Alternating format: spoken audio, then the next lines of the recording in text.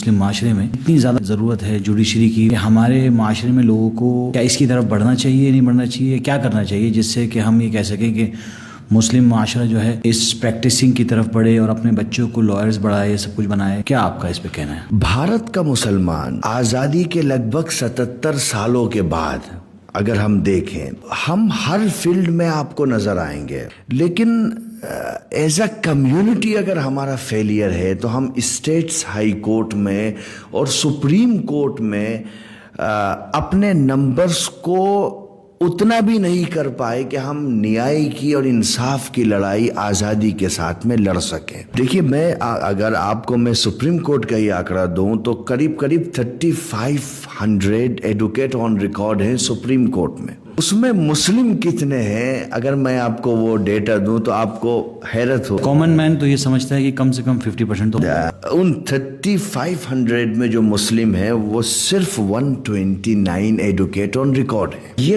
Community کا failure ہے نا، چونکہ ہم نے پرسپشن بنا دیا کہ پیدا ہوا وکیل تو شیطان نے کہا کہ لو آج ہم بھی صاحب اولاد ہو گئے۔ اگر کوئی چوکی کا ایک عام سپاہی بھی کسی آدمی کے گھر پہ رات میں آ کے نوک کر دے تو وہ صبح ہونے سے پہلے رات میں ہی کسی لائر کے پاس جائے۔